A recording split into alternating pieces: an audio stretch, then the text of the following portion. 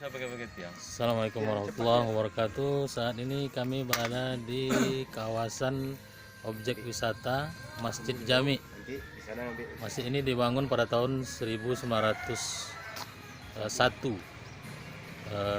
tepatnya di Desa Tanjung Berulak, Kecamatan Kampar, Kabupaten Kampar. Ini kami bersama rombongan Ustaz Musomad, Rian nih kameramen. Ada Ustaz Alnob. Assalamualaikum. Nanti kita akan coba masuk ke dalam.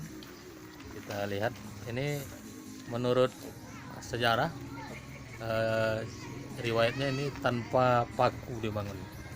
Begitu Ustaz ya? Bagusnya kita masuk, kita baca buku sejarahnya dulu. Masya Allah. Supaya tak salah sampai, Betul. tak salah ucap. Mantap. Baik, nanti kan selanjutnya kami akan masuk ke dalam. Baca dulu baru video. Suara untuk kecil kami dulu. Kami mau buat ceramah.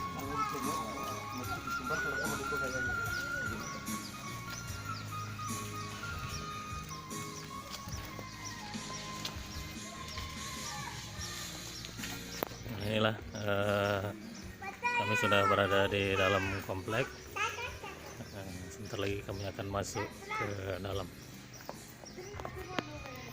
Karena masih dalam suasana COVID nih, menerapkan protokol.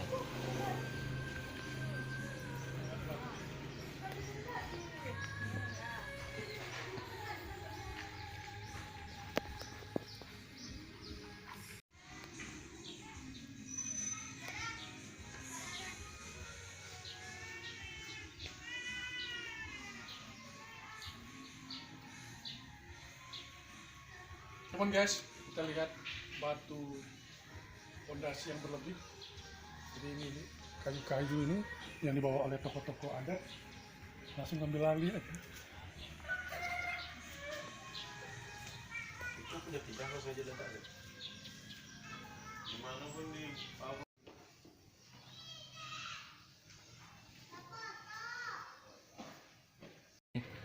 Suasana di dalam Masjid Jami Desa Tanjung Berulak, Kampar.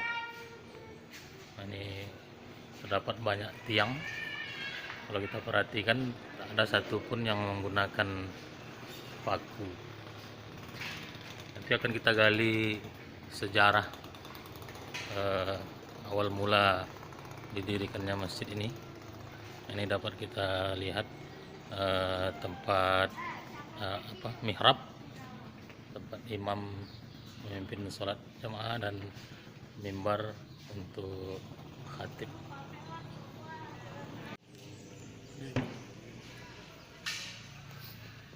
Ini suasana dari Masjid Jami Pasarusang Kampar. Kalau kita lihat tekstur dari kayu besar ini memang tidak rapi, dia kayak tidak seperti di Shinso. Masih jelas ini berbentuk gunduk. Mungkin penebangan juga memakai parang dan berapi juga pakai parang, sehingga teksturnya itu kasar, tidak licin. Nih, begini.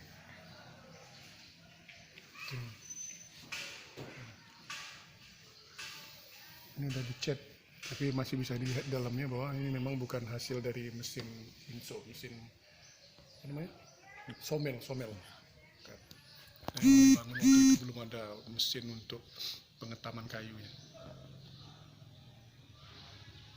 Di mesin ini tidak ada paku, semua main sistem jepit.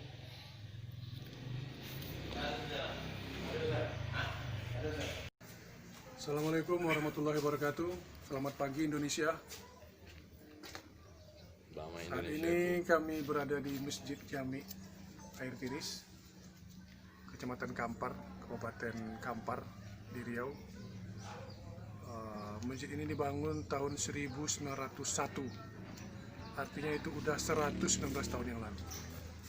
Dan untuk mengetahui lebih detailnya, mari kita tanyakan kepada Ustadz Alnof Dinar. Ustadz, Baik, Bagaimana Tuan Tata. sejarah dari Masjid Jami Pasar Usang ini, Ustaz?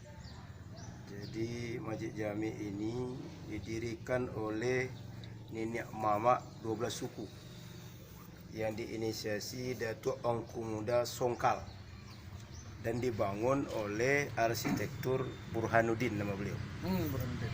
Masjid ini 40 tiang.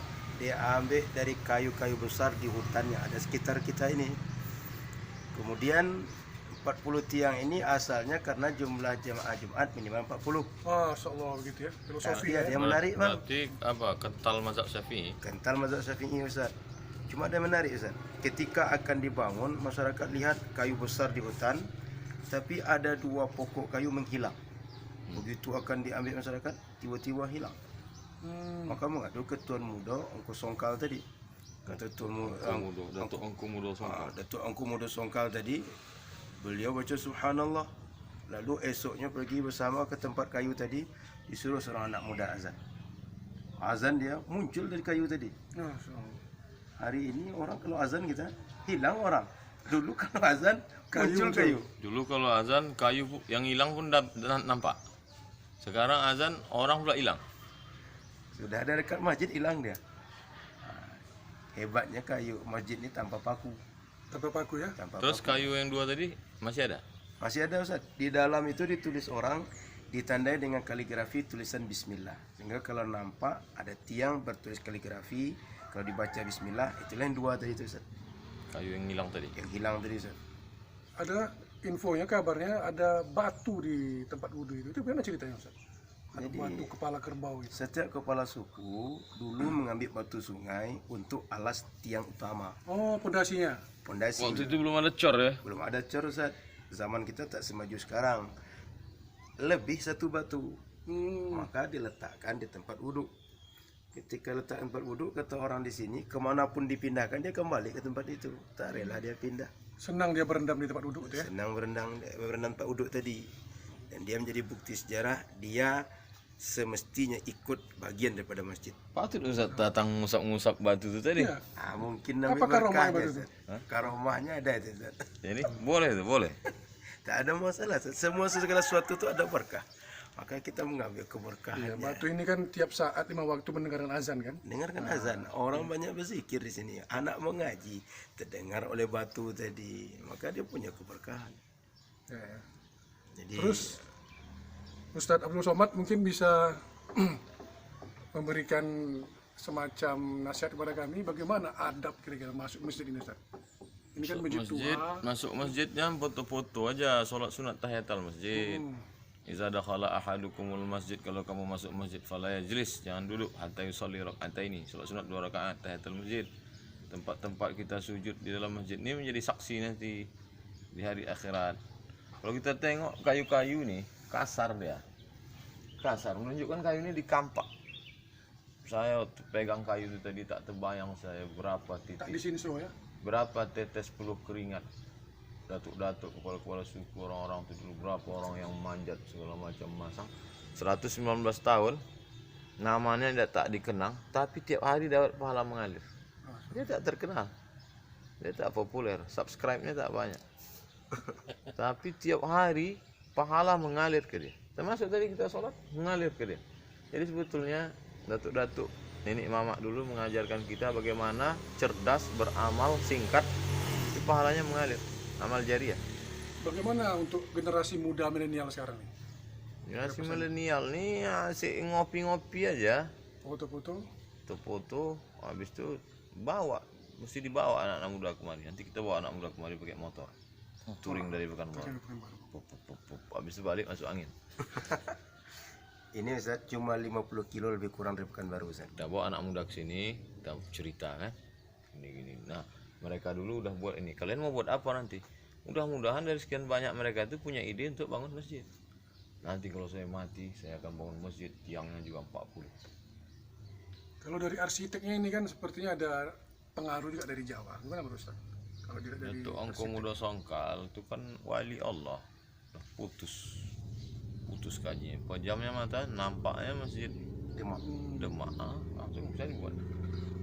Kita pajam mata nampak utang. Itulah hebatnya itu umum. Aku muda sangka.